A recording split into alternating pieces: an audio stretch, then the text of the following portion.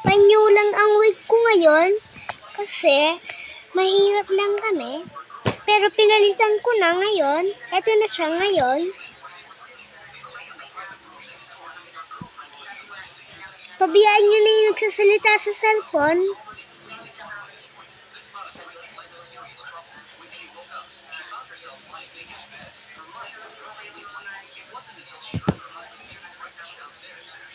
Natatanggal kasi wig lang yan.